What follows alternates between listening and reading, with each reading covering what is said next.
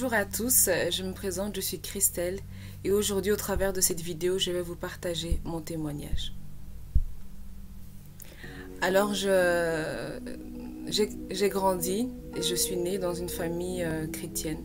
Ma maman nous a toujours amenés, mon petit frère et moi, dans toutes les activités que l'église pouvait faire quand nous étions en Afrique et de même quand nous sommes arrivés ici en Belgique. Et j'ai aimé voir l'amour que ma maman avait pour le Seigneur, l'amour que ma maman a toujours pour le Seigneur, la façon dont elle sert le Seigneur, la façon dont le Seigneur agit dans notre vie, dans ma famille, d'une façon où il s'est révélé comme étant vraiment un père. Un père parce que pendant la fin de ma petite enfance et une moitié de mon adolescence, nous avons grandi sans une présence paternelle et le Seigneur s'est révélé comme étant un vrai père.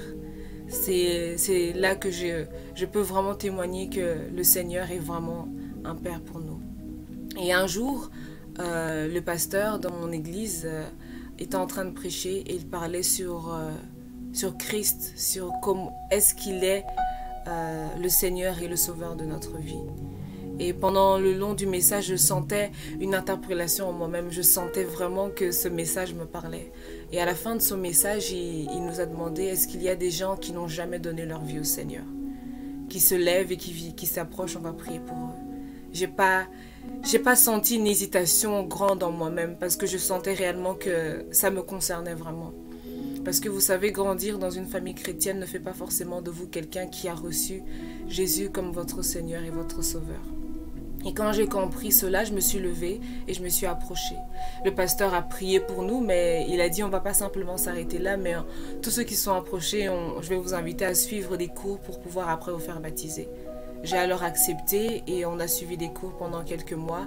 Et le 9 avril 2011, c'est là que j'ai reçu mon baptême. Je me suis fait baptiser, je partais dans l'optique de recevoir quelque chose en sortant de là.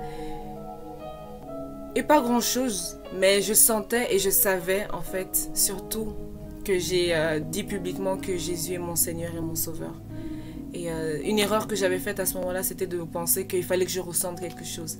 La vie chrétienne n'est pas simplement une vie de sentiments, mais une vie de ce que tu sais, de ce que tu es réellement.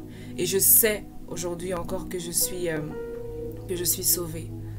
Et pendant ces années où, depuis 2011 où j'ai fait mon baptême, j'ai eu à grandir avec le Seigneur, j'ai eu à vivre des hauts et des bas avec le Seigneur. Mais une chose que je comprends aujourd'hui, c'est qu'à ce moment-là, j'avais reçu Jésus comme mon Sauveur, mais peut-être pas réellement comme mon Seigneur. En tant que mon Seigneur, il devait être au contrôle de ma vie. En tant que mon Seigneur, il devait avoir le contrôle de ma vie en fait. Et pendant toutes ces années où j'ai eu des hauts et des bas, comme je l'ai expliqué, des moments où j'ai fait des erreurs qui aujourd'hui encore, je me dis, Seigneur, tu m'as pris et tu m'as fait grandir.